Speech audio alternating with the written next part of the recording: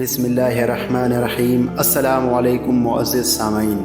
نبی پاک صلی اللہ علیہ وآلہ وسلم نے مولا علی علیہ السلام سے فرمایا، یا علی، 3 قسم کے شخص اللہ تعالیٰ کے مہمان ہیں۔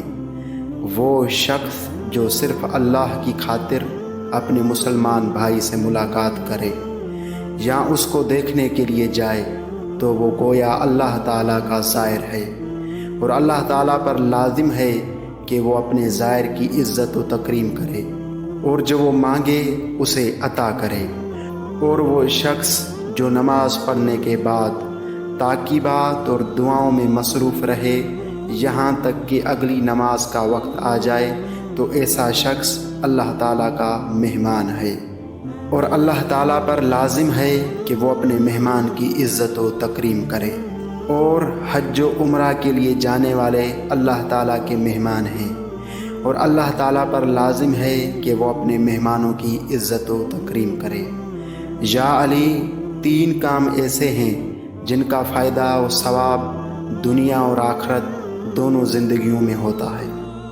حج کا بجا لانا فقر و تنگ دستی کو دور کرتا ہے، صدقہ دینا بلاؤں اور مصیبتوں کو دور کرتا ہے، صلح رحمی کرنا رشتے ناتے جوڑے رکھنا عمر میں اضافے کا باعث ہے۔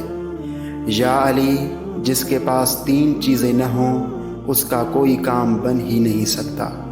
پرہیزگاری جو اسے اللہ کی نافرمانی سے روکے رکھے، علم جو اسے بے وقوف کی جہالت سے آزاد رکھے، عقل جو اسے لوگوں سے خاطر مدارات سے پیش آنے پر آمادہ رکھے۔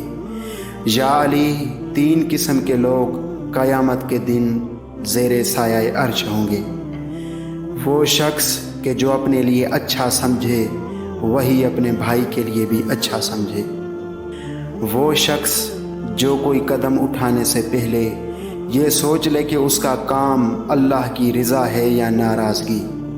وہ شخص جو اپنے بھائی کے عیب پر انگلی اٹھانے سے پہلے اپنے عیب کی اصلاح کر لے، اس لیے کہ جب وہ اپنے نفس کی کسی عیب کی اصلاح کرتا ہے تو ایک کے بعد دوسرا عیب ظاہر ہوتا ہے، اور کسی شخص کے لیے اتنا ہی کافی ہے کہ وہ اپنے نفس کی اصلاح میں مشغول رہے۔ یا علی، نیکی کے دروازے 3 ہیں۔ نمبر 1، اپنی جان کی سخاوت، یعنی کسی نیک مقصد کی خاطر اپنی جان کی قربانی پر آمادہ رہنا۔ نمبر 2، شیریں گفتگو و خوش کلامی۔